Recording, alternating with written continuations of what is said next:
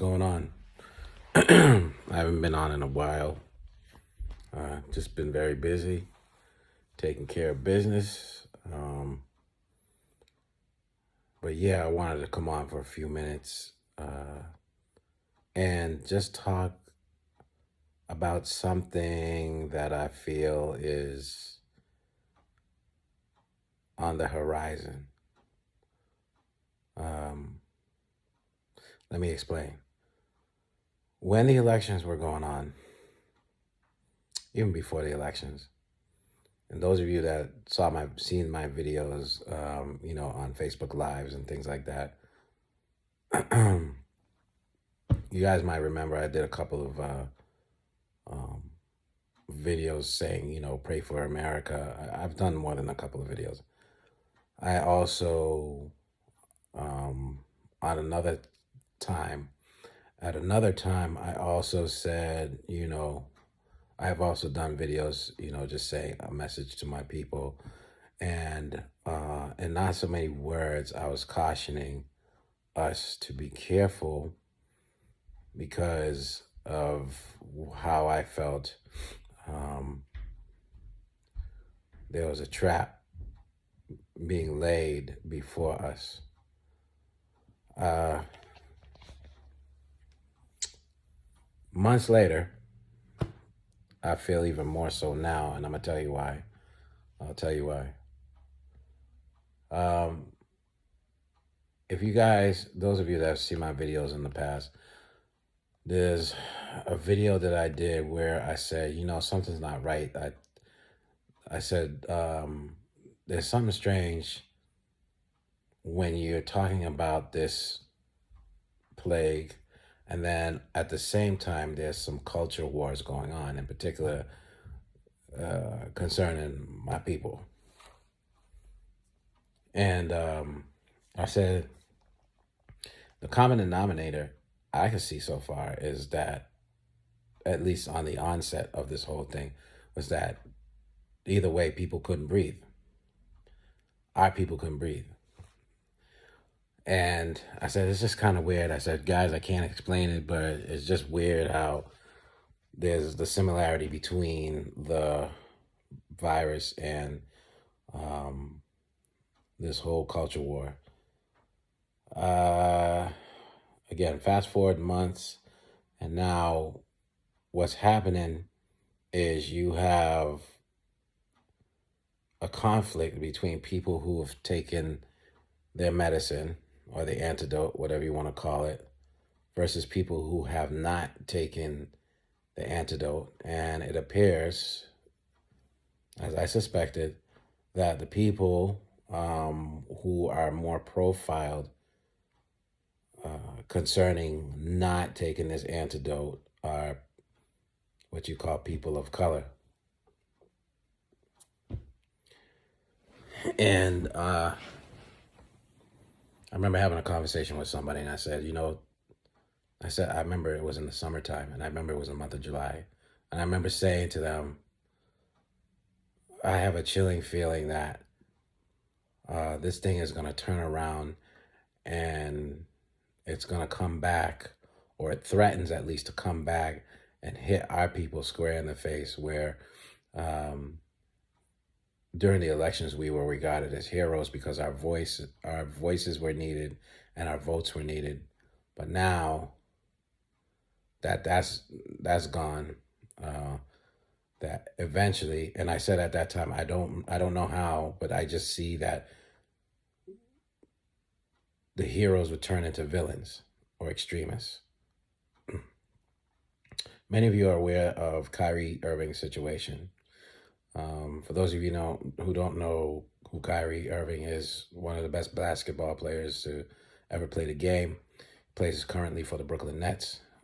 He's been on the Cleveland Cavaliers. He also was on the Boston Celtics for a quick minute.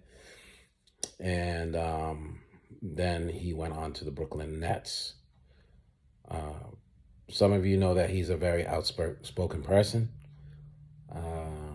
And to this regard, he's taking his stance on not taking his medicine, his antidote. Now, I have no feeling one way or the next about what he decides to do. However, I'm starting to see a very interesting twist of fate, which is leading towards something I suspected, which I said, I think what's going to happen eventually is that these groups like BLM, uh, eventually would be turned into extremists. They would be deemed as extremists.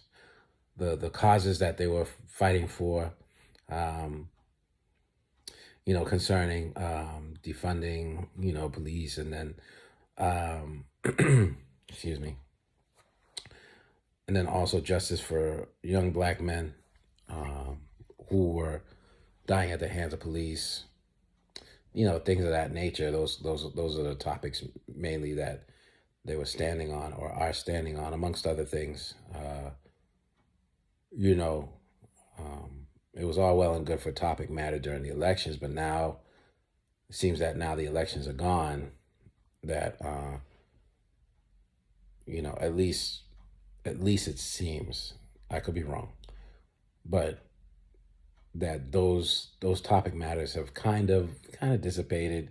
You don't really see as much media coverage anymore. You don't see anybody getting clipped by police, which I'm sure maybe could be still happening. I don't. It's just that the cameras now decide not to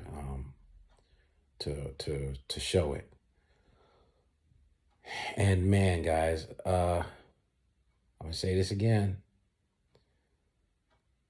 I think this is setting up to be a boomerang to make all black people look bad, for the reasons that it is public knowledge that if any race has underlying sickness issues, it would be people of color. And therefore, if you remember, there was a huge campaign to get a lot of our people. Some of them were funny. I cracked up like, really, guy, you going this far? But anyway, we had a lot of churches involved to make themselves available to get us, inoculated. Let me put it that way. I gotta be careful with my words. And I even mentioned opinion on that one, or what I really thought was happening. Um, I'm not gonna repeat that, but this most recent issue with Kyrie Irving is pretty interesting because um, now you have BLM in support of Kyrie, and I've even seen BLM support. I think it was a bunch of people that went to a restaurant in New York, and I think they felt that they were racially profiled because I don't remember exactly, but I think they had their card to show that they were inoculated, but the way they were approached, it seemed very racist in their opinion. And BLM came outside there and they started doing their thing. Well, same thing happened now with Kyrie Irving. They gathered outside of Barclays Center where the Nets play in support of Kyrie Irving, and now Floyd Mayweather came out and said his piece in support of Kyrie Irving. And at the end of the video, said something very interesting. He said, we need more people like you to make a stand and a statement, and to be an inspiration for the rest of us to take action. He was like, power to the people, and then he signed off.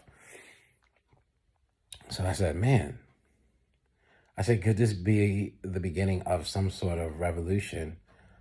But I just felt like, man, it's in danger of backfiring, in the sense that, and hear me out,